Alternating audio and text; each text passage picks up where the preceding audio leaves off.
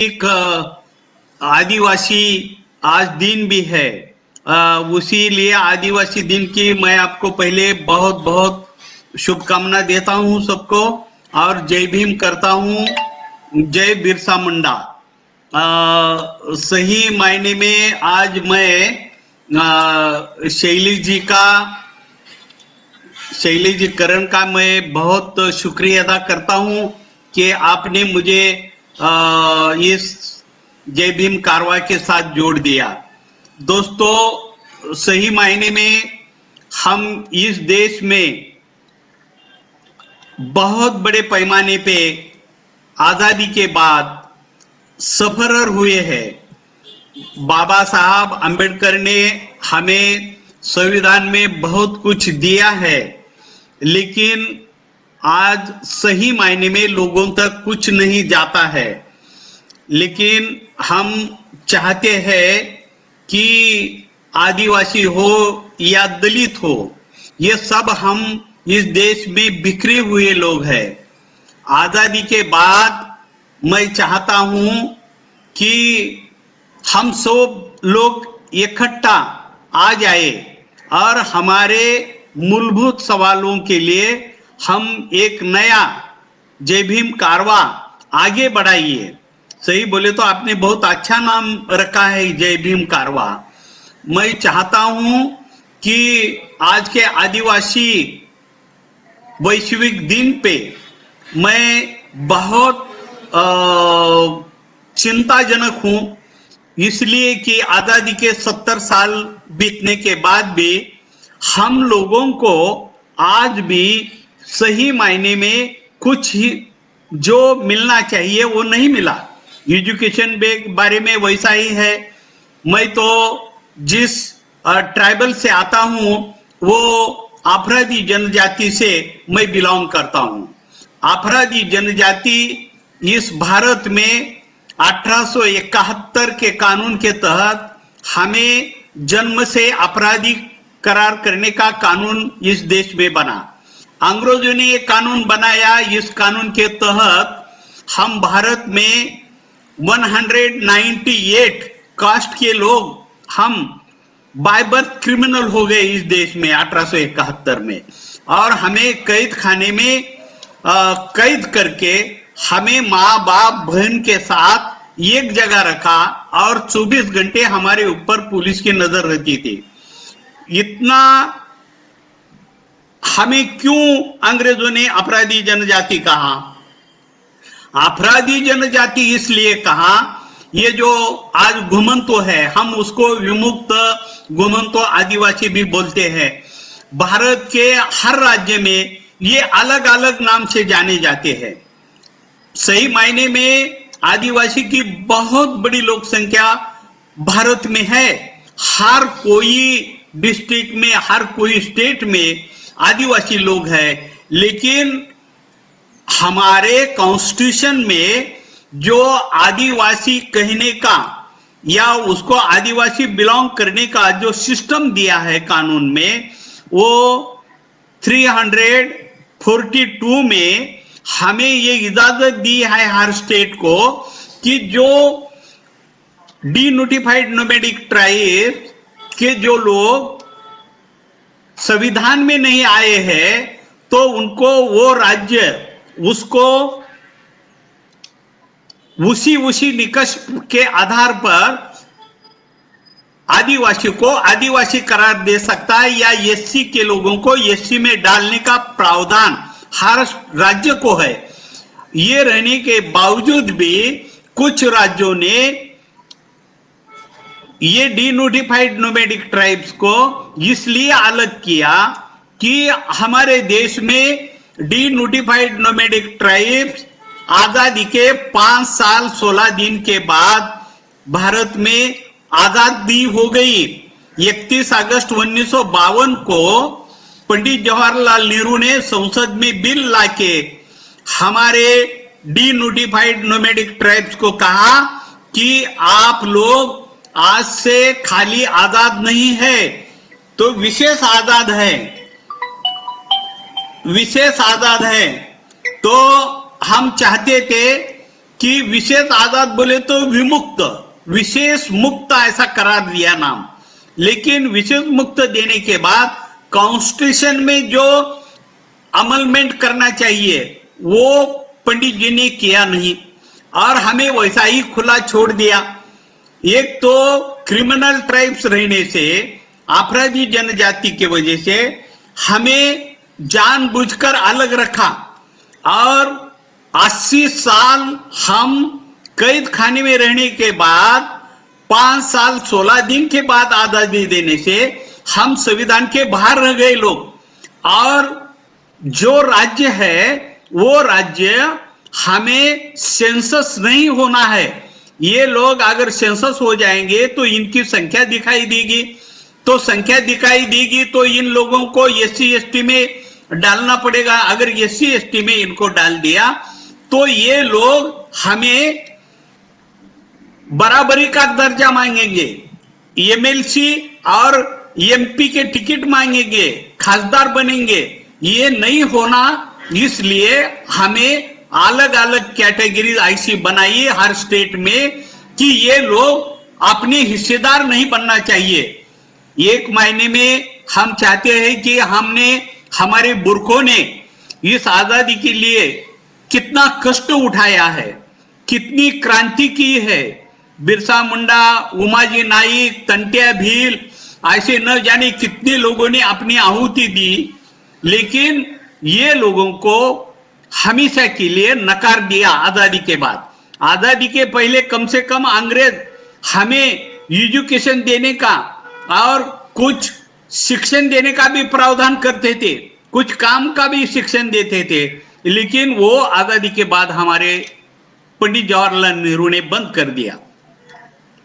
और मैं अभी ये देखता हूं, मैं भारत भर घूमता हूं। दिल्ली में मैंने वीपी सिंह साहब थे, उस समय मैंने 98 में विमुक्त दिन साजरा किया था दिल्ली में। तो विमुक्त दिन, उस दिन से हमने शुरुआत की भारत में कि विमुक्त दिन हमें साजरा करना है, हमें आदिवासी का दिन मनाना है। लेकिन हम जब देख रहे हैं, दिल्ली हो, पंजाब हो, हरियाणा हो या मध्य प्रदेश हो, राजस्थान हो और महाराष्ट्र, कर्नाटक, आंध्रा और गुजरात, इसी राज्य में भी हम लोगों को संविधान के बाहर रखा है। हमें आदिवासी रहकर भी आदिवासी का दर्जा हम प्राप्त नहीं करते, क्योंकि हमें बर्थ प्लेस नहीं, हमारी बस्ती नहीं होती। हम 8-15 दिन के लिए एक जगह मुकाम करते हैं और 15 दिन के बाद और कहीं चलने का कार्यक्रम होता है। और एक स्थानिक जगह न होने से, बर्थ प्लेस न होने से हम लोगों का कोई सेंसस नहीं होता या गवर्नमेंट की कोई सुविधा नहीं मिलती। ये हालत है। अभी मैं गुजरात में गया था, गुजरात को अभी हमारे आदिवासी लोगों का नाम बदल रहे, वागरी को देवी पुत्र बना रहे हैं, कहीं जगह पारधी लोगों को वनवासी बोल रहे हैं। और ये नाम देने से, ये नाम बदलने से जो है वो मूल सहुलत ही निकल जाएगी और पहचान ही बदल जाएगी, तो हमारे पल्ले कुछ नहीं आने वाला। मध्य प्रदेश में बहुत बड़ी लोक संख्या पारधी लोगों की है, लेकिन पारधी लोग वहां कुछ आदिवासी में है, बहेलिया है तो आदिवासी, फांसे पारधी है, गाय पारधी है, लंगोट पारधी है, हरण शिकारी है, तो ये लोग बाहर है, या वागरी है वो भी बाहर है। और कम्युनिटी तो एक ही है। ऐसे न जाने कितनी कम्युनिटीज है जो डी नोटिफाइड नोमैडिक ट्राइब से बिलोंग करती है। आज भी उन लोगों की हालत बहुत बुरी है।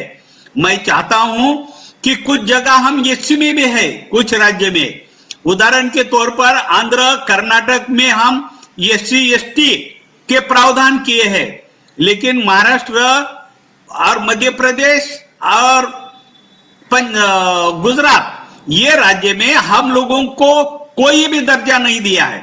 महाराष्ट्र ने विमुक्त घुमंतु आदिवासी कहा है, लेकिन उसको आदिवासी के दायरे से बाहर रखा है। उनका कोई सेंसस नहीं होता, उनको कोई केंद्र का बजट नहीं होता, उनका एक ही एमएलए या एमपी नहीं बन सकता, क्योंकि वो रिजर्वेशन कैटेगरीज में नहीं आते। तो ये हालत करके रखा है। और हमें भारत की आजादी ने अगर क्या दिया है, तो अंग्रेज जैसे दुगलेपन करते थे या डिवाइड एंड रूल्स करते थे, वैसा हमें अलग अलग बंटवारा करके हमारी पूरी बर्बादी भारत के आजादी के बाद हो गई है। अगर हम आजादी की जंग लड़ने वाले आदिवासी है तो हमें संविधान के बाहर क्यों रखा है? बाबा साहब अंबेडकर ने संविधान में लिखा है। इतना ही नहीं, लाहौर में जब बाबा साहब अंबेडकर ने एक स्पीच में लिखा है कि भारत में अपराधी जनजाति की लोक संख्या 2 करोड़ से भी ज्यादा है और ये अपराधी जनजाति को आज भी हिंदू धर्म अपनाता नहीं या उसको नजदीक नहीं लेता। गुनेगार जमात बोल के, चोर उच्चर के बोल के उसको मारपीट होती है और ये आज तक चल रही है। बाबा साहब ने ये 1948 और 1944 में कहा था, लेकिन ये समस्या आज भी हमारे देश में है।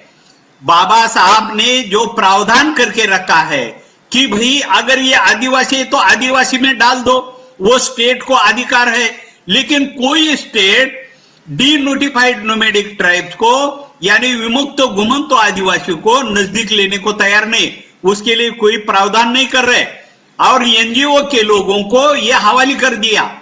आजादी के बाद एनजीओ लोगों ने एनजीओ खोला और हमारा शोषण का कार्यक्रम शुरू हो गया। कोई मोर्चों को भीड़ लगाने के लिए हमें लेके जाता है, कोई कहीं लेके जाता है और हमें गुमराह करने का काम इस देश में हो रहा है। और बड़ी बड़ी लोग, ये जो एनजीओ बना है, ये एनजीओ लोगों को हम शिकार हो रहे। बहुत एनजीओ लोग क्यों ये सवाल नहीं उठाते कि भाई ये आदिवासी है, पारदी है, बहेलिया है, हिरण शिकारी है या नट है, छारा है, कंजर है, ये लोगों को आज भी संविधान में जगह नहीं दी गई। आज नट है, छारा है, गुजरात में तो भर पड़े हैं ये आदिवासी, लेकिन इनको वनवासी बोल के बाहर रख रहे और आदिवासी मूल निवासी रहकर भी इनको कोई सहूलत मुहैया नहीं कर रहे। मैंने खुद 76 से आंदोलन डीनोटिफाइड नोमैडिक ट्राइब्स का करता हूं, 1976 से 45 साल हो गए मुझे ये आंदोलन कर रहा हूं कि हमें जस्टिस चाहिए भारत में डीनोटिफाइड नोमैडिक ट्राइब को, लेकिन अभी तक ये सुविधा हमें नहीं मिल रही है। बहुत कोशिश करने के बाद मैंने 5 प्राइम मिनिस्टर से मिला हूं, एक राष्ट्रपति से KR नारायण से मिला हूं और उनको ये निवेदन देके कहा था कि हम आजादी के बाद भारत में डीनोटिफाइड नोमैडिक ट्राइब्स के लोग सेकंड सिटीजन बोल के है, हमें फर्स्ट सिटीजन माना नहीं जाता। हमें आज ही अपराधी जनजाति बोल के कोई गांव हमें रहने नहीं देता, सब गांव मिलकर हमें मारने की कोशिश करते हैं।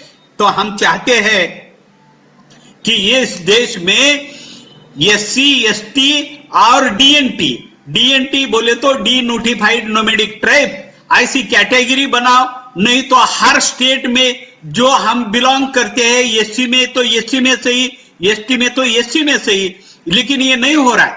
बाबा साहब आंबेडकर ने तो हमें संविधान में बरकरार करके रखा है, वो खाली इंप्लीमेंट करना है ये राज्य को। लेकिन ये राज्य के लोग हमारे देश की आजादी मिलने के बाद ये यहाँ के सुवर्ण जनजाति जो श्रीमंत लोग थे, जो अमीर लोग थे, इनके हाथ में राजनीति जाने से ये हम लोगों का इस्तेमाल करना चाहते हैं।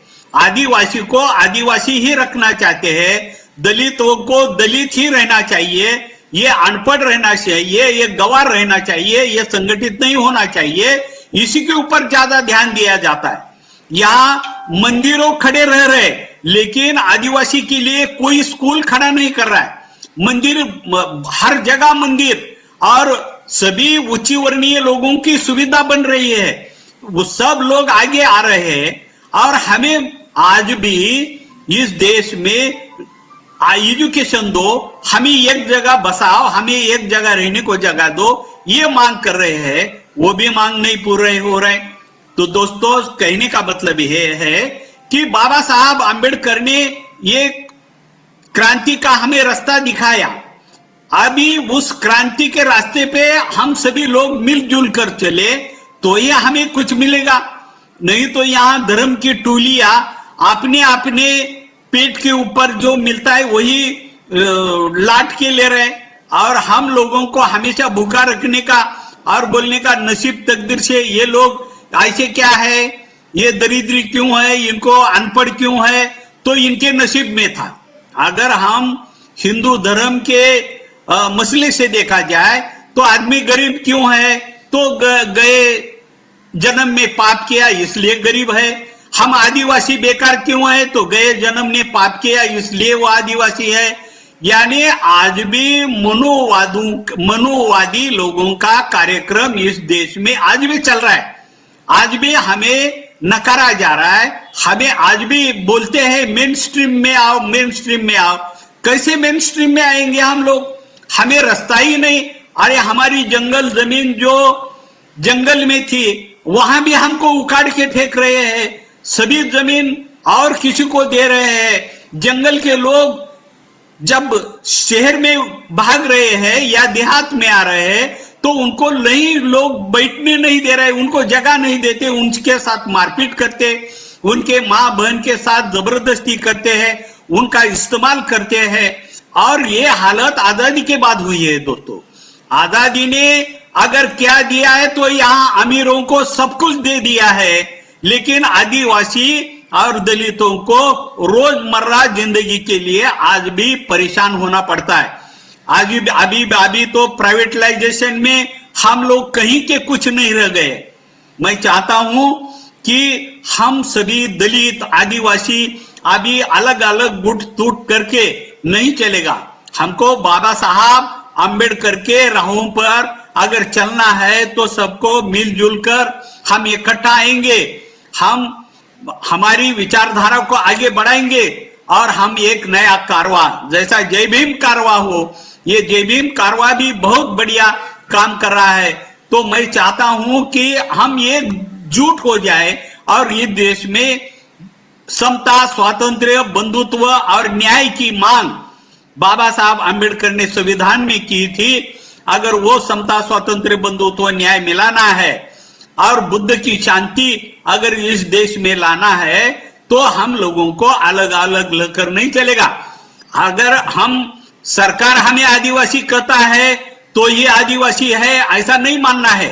हम तो सभी आदिवासी है, जो लोग हम मूल निवासी है, मूल निवासी लोगों को अगर उनका हिस्सा नहीं मिल रहा है तो उसके बारे में बगावत करना हमारा भी धर्म बनता है।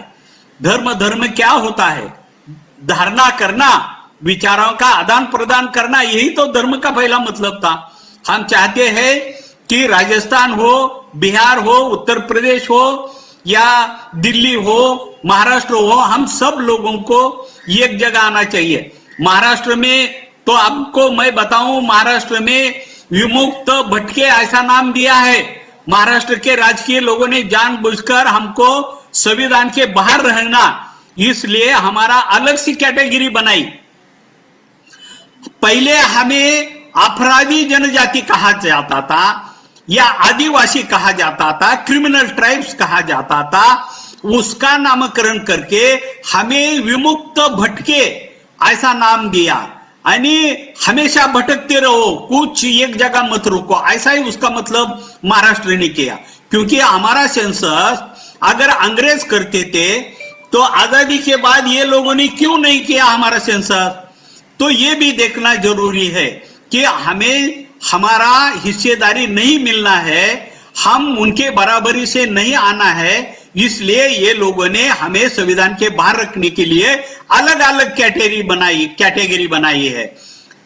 वैसे गुजरात में भी एक अलग कैटेगरी बनाई, मध्य प्रदेश ने भी कुछ बनाई है जो संविधान के साथ नहीं जोड़ा गया है, उनका कोई सेंसस नहीं होता। ऐसे हमें इस्तेमाल करने का काम इस देश में हुआ है।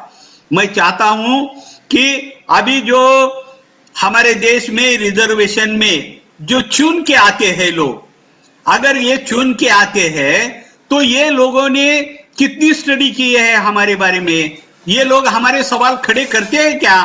राज्यसभा में हो या संसद में हो या विधानसभा में हो, हमारी जो अभ्यासपूर्ण मालूमात वहां होना चाहिए वो नहीं होते, क्योंकि हर कोई पक्ष अपने अपने हित के लोग चुन के लेके आते हैं और उसका भी इस्तेमाल करते हैं, और समाज झूम के त्यों पड़ा है।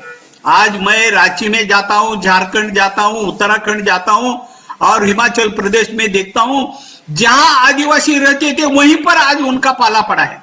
और आदिवासी के नाम पर इतना भारत में बजट बनता है, और वो बजट जाता क्या है?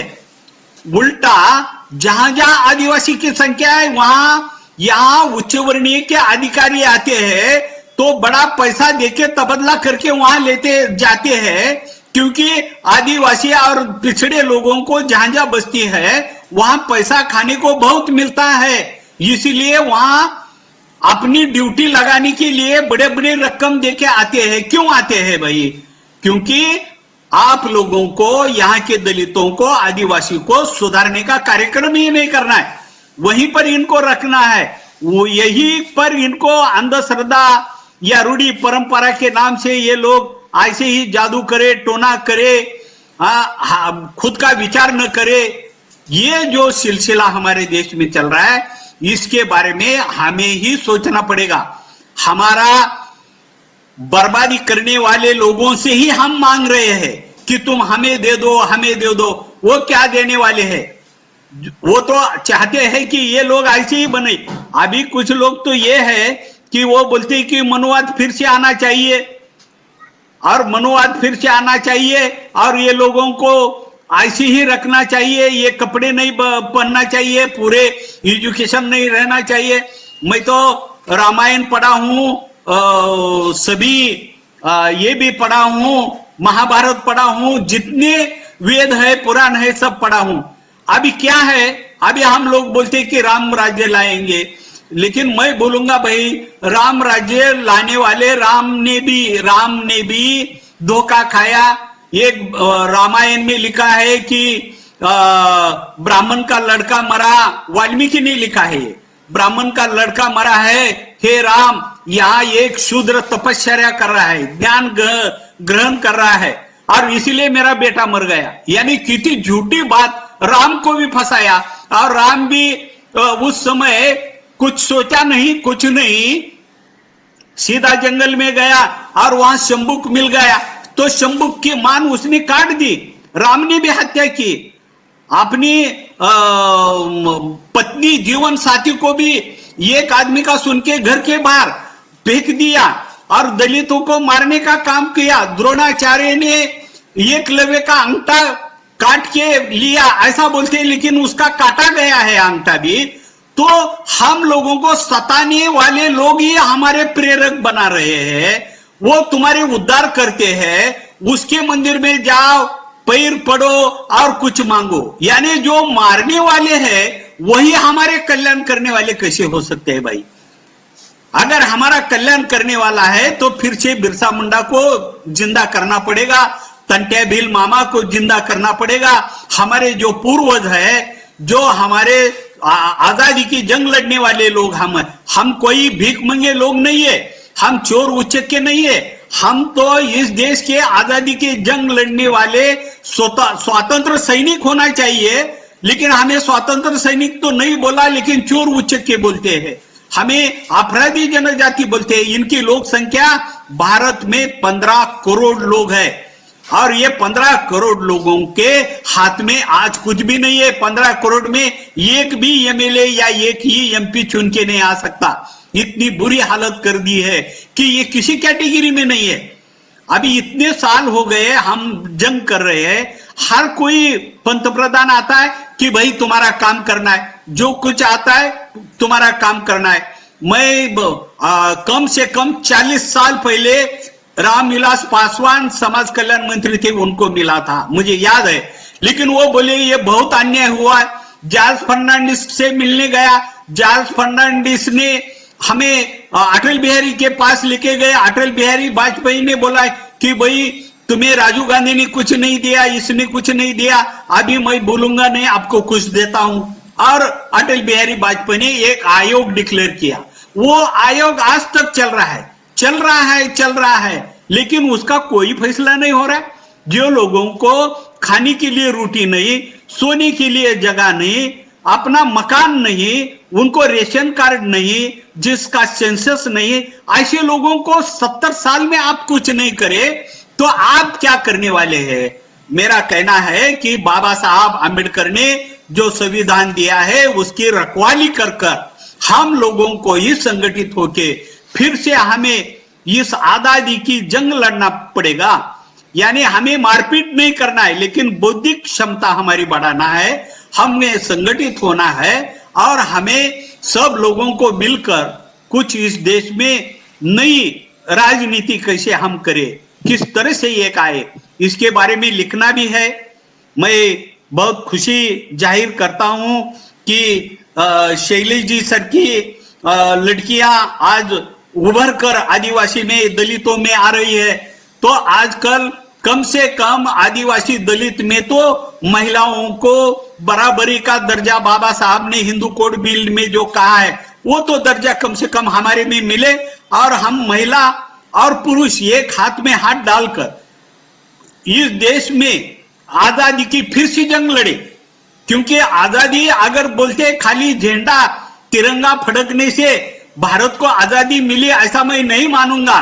क्योंकि आज हम जो लोग हैं, आज हमारे घर में खाने के लिए निवाला नहीं है तो हम आजादी कैसे मिलेंगे हमको? मैं तो आजादी के दिन बंबई में मोर्चा निकाला था, बोम्बा बोम मोर्चा। मैं बोम मारते आजादी के दिन लोगों को सवाल पूछता था, हे स्वातंत्र्य तू कहां है? मुझे खाने को रोटी नहीं बोलने का और बोम मारने का, और बोलने का कि तू मेरा भाई है, तू मुझे भाई बोलता है लेकिन मुझे रहने को जगह नहीं, मुझे जगह दे बोल के हमने बोम मारा।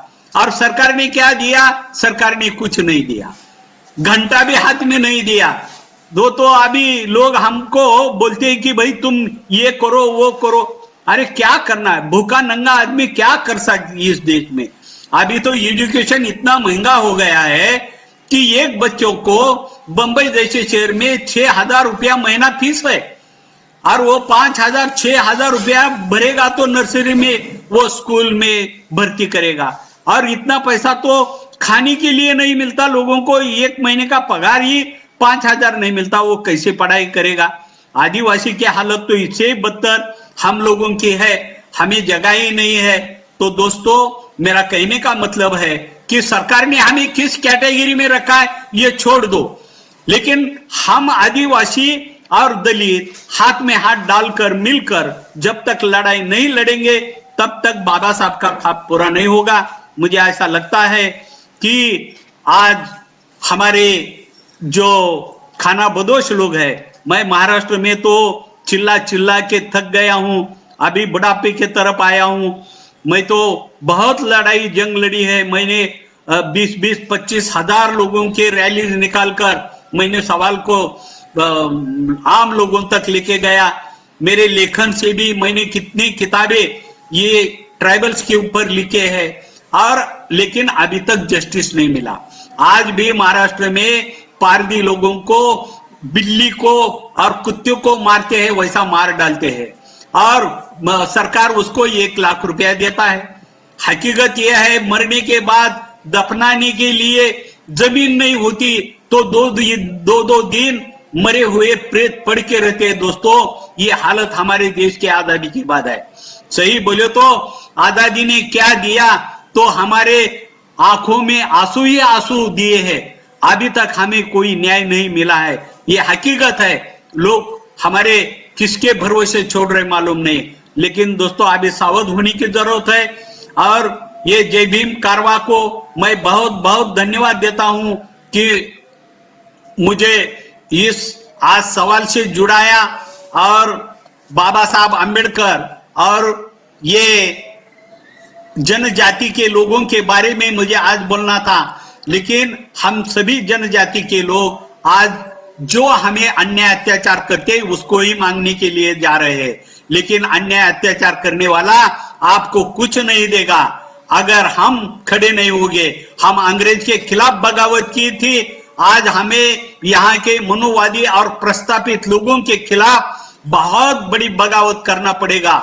पढ़े लिखे लोगों ने इकट्ठा आके हमारे लोगों को जागृत करना है और अंधश्रद्धा, रूढ़ी परंपरा और जात पंचायत जो हमारी जाति के है उसको पहले खत्म कर दो, क्योंकि जात पंचायत की वजह से हमारे महिलाओं को हम शोषण कर रहे हैं, हमारे बच्चों के ऊपर उसका असर हो रहा है। 4-5 साल का बच्चा काम में हम जोतते हैं और तभी हमारा संसार चलता है। इस देश में ये हकीकत है और इसको अगर हमें बढ़ाना है आगे कुछ और हमारा एजुकेशन मिलना है तो मुझे लगता है हम राजनीति में लोगों ने इकट्ठा आके इस देश के बदलाव के लिए हम हमारी नई क्रांति के और बनना चाहिए। बाबा साहब अम्बेडकर ने हमें समता, स्वातंत्र, बंधुत्व और न्याय के लिए, लड़ाई के लिए हमें एक साथ चलने के लिए कहा है। कास्टिज्म छोड़ दो। मैं तो बोलता हूं कि दलित और आदिवासी और बहुजन समाज के लोग इकट्ठा आना चाहिए। आज बहुजन समाज में सुधार आने की बहुत जरूरत है, लेकिन जो ओबीसी लोग हैं, ओबीसी लोग आज भी गांव गन्ने से जुड़ने के वजह से वो बाबा साहब अम्बेडकर को नजदीक लेने को हिचकिचाते हैं। लेकिन बाबा साहब अम्बेडकर का जब तक हम विचार, फुले जी हो, अम्बेडकर हो या और कोई हमारे जो पूर्वज थे, जो विचारधारा की, शाहू महाराज थे, कबीर थे, ये लोगों का हमें विचार स्वीकारना पड़ेगा। रोहिदास हो, रोहिदास भी एक बड़े हमारे के संत थे और ये सभी लोगों ने मूल निवासी लोगों को इकट्ठा करके आगे आना पड़ेगा तो ही न्याय मिलेगा, अन्यथा हम रोते ही रहेंगे। तो इसीलिए मैं चाहता हूं कि हम सभी लोग एक बार इस देश में पहले कभी अंग्रेज के खिलाफ बगावत करते थे, अभी हम लोगों को फिर से एक आजादी की जंग लड़ने के लिए आगे आना पड़ेगा। हम लोगों को कितना अन्याय अत्याचार बढ़ रहा है। खैरलाल जी हत्याकांड हुआ था, मैं वहां जाके आया विदर्भ में, तो खैरलाल जी हत्याकांड में ये एक लड़की इतनी अच्छी थी कि वो लड़की स्कूल में जाती थी, वो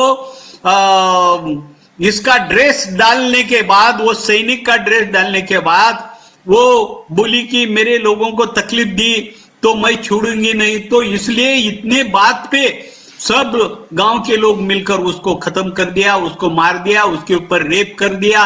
आज रेप में शिकार होने वाली सबसे ज्यादा लड़कियां ये दलित की, आदिवासी लोगों की होती है। क्यों ऐसा होता है? क्योंकि यहाँ के अमीर लोग बस अपना ही हिसाब से चलना चाहता है। मुझे इस बात का बुरा लगता है कि आजादी के बाद आज भी इस देश में खुले आम मनुवाद का प्रचार किया जाता है। मनुवाद के बारे में और बाबा साहब का संविधान खराब करने का या उसको जलाने का काम दिल्ली जैसे शहर में होता है। ये बहुत चिंताजनक बात है। मैं बोलता हूं कि इस देश में संविधान जिंदा रखने के लिए हम लोगों को बहुत बगावत करना पड़ेगी, क्योंकि अभी तक कहां मनुवाद गया है।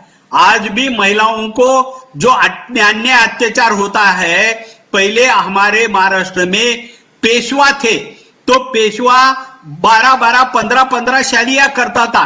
अगर उंगली उठाई किसी भी दलित या आदिवासी महिला को तो वो महिला उसकी औरत बोल के मरने तक जिंदा रहना पड़ता था। ये हालत थी। या ज्ञान लेने वाले लोगों को दलित, शूद्र है या आदिवासी है तो उसको जीभ काटने की सजा दी जाती थी, या उसको झाड़ू पीठ पर बांधकर और थूक उसकी रास्ते में नहीं गिरना, इसलिए उसके मुंह को मटका रखना पड़ता था और उसी को थूकना पड़ता था। अपनी पैर की भी धूल दूसरे यहाँ के उच्च वर्णीय भद्र लोगों को तकलीफ नहीं होना बल्कि गले में मटका बांधना पड़ता था। इतनी हालत से गुजरने के बाद भी आज हम लोग इकट्ठा क्यों नहीं हो रहे? मैं चाहता हूं अगर हम लोग इकट्ठा नहीं हुए तो हम अलग अलग मार दिए जाएंगे। यहां तो अभी सत्ता में इतनी ताकत है कि किसी को भी गुनहगार अपराधी जनजाति बोल के आज मरवा रहे हैं। कितने लोग मर रहे हैं मध्य प्रदेश में? देखिए जाके, इतने आदिवासी है, उनको पहले एसटी का दर्जा मिलता था, उसको निकाल दिया। हम अंग्रेज ने हमें न्याय दिया था, अंग्रेज बजट बनाता था अपराधी जनजाति को। अंग्रेजों ने 52 कैद खाने भारत में बनाए, हर कैद खाने में हमारे लोगों के लिए एजुकेशन की सुविधा थी, काम के लिए बड़ी बड़ी कॉटन मिल्स थी। आज वो भी खत्म कर दिया, उसका जो चलन था, उसका जो बजट बनता था। मुझे लगता है भारत में पहले आदिवासी करार देने का काम 1871 में अंग्रेजों ने किया कि डी नोटिफाइड नोमैडिक ट्राइब्स का सेंसस करके बोला है कि ये इतने करोड़ लोग हैं। फिर अभी भारत सरकार हमें क्यों इग्नोर कर रहा है, क्यों हमें सेंसस के बाहर रख रहा है, क्यों हमारी जनसंख्या नहीं बता रहा है? आज भी डी नोटिफाइड नोमैडिक ट्राइब्स की इस देश में आज भी जनगणना नहीं होती, कुछ जगह होती है। अभी देखिए, मैं महाराष्ट्र में आया हूं, क्या गुनाह किया हूं? हम पहले आंध्र के लोग, मराठवाड़ा निजाम स्टेट में था, तो स्वतंत्र महाराष्ट्र हो गया, तो मेरे भाई उधर एसटी में है, जो कर्नाटक में गए वो एससी में है, और जो हम महाराष्ट्र में आए तो महाराष्ट्र के यहाँ के राजनेता ने हमें जानबूझकर नया कैटेगरी बनाया जो सरकार से नहीं जुड़ेगी, विमुक्त भट्ट के नाम से। और मेरे भाई को उधर सहूलत मिलती है, वो उधर हमारी भाषा एक है, हमारी संस्कृति एक है, हमारे नाम एक है, फिर इधर अलग कैटेगरी क्यों? हमें उधर सहूलत मिलती है, इधर क्यों नहीं? ऐसे बहुत पेचीदा सवाल आजादी के बाद हो गए। दोस्तों, आजादी के 5 साल 16 दिन के बाद आजादी मिलने से बाबा साहब आंबेडकर अकेले आदमी क्या क्या कर सकते थे? बाबा साहब ने फिर भी संविधान में 342 में तरतूद करके रखा है कि हर राज्य ने जो आदिवासी में जाता है उसको आदिवासी में डालो, जो एससी में जाता है एससी में डालो, जो ओबीसी में जाता है ओबीसी में डालो। सीधी सीधी बात है, लेकिन ये भी काम नहीं होता, उसके लिए बजट नहीं होता, तो एजुकेशन कहाँ होगा? दोस्तों, ये सभी बहुत बातें हैं, लेकिन बाबा साहब हमारे लिए भगवान बोल के इस देश में आए, वो अगर नहीं होते तो हम लोग आज भी एजुकेशन नहीं ले पाते थे। आज जो कुछ हम आगे आए हैं, हम लिख रहे हैं, बोल रहे हैं, तो ये बाबा साहब अंबेडकर के वजह से हम लोगों को एक सुविधा मिली है। संविधान में जो तरतूद की है, इसलिए हम लोग आगे बढ़ रहे हैं।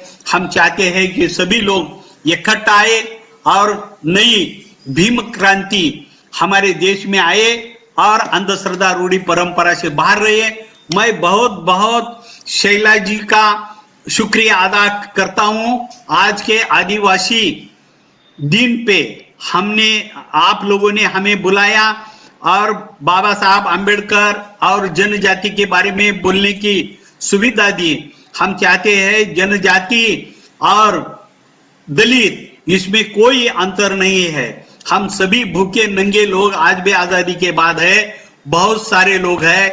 अभी और क्या क्या लिखा है मैं मालूम नहीं, लेकिन हम चाहते हैं, हम एक ही मांग करेंगे कि भाई हमारी जंगल जमीन जो हमारी थी हमें वापस कर दो। हम मूल निवासी है, मूल निवासी लोगों के लिए अलग सा प्रावधान करो। जितनी हमारी संख्या है उतनी हमारी संख्या के लिए अलग सा बजट बनाओ, और वो बजट बांटने के लिए हमारे ही लोग हो। आप उच्च वर्णीय लोग हमें बांट नहीं सकते, आप खाली घपला कर सकते हैं। यहाँ रोटी की चोरी करने वाला यहाँ चोर गुनहगार बन रहा है, और देश की 10,000 20,000 60,000 करोड़ रुपए भारत का लूट के प्रदेश में जा रहे हैं। मल्ल्या जैसे या और कोई लोग हैं गुजरात से आए वाले, ये लोगों ने हजारों करोड़ रुपए चुराया। वो देश का अभिमान है क्या?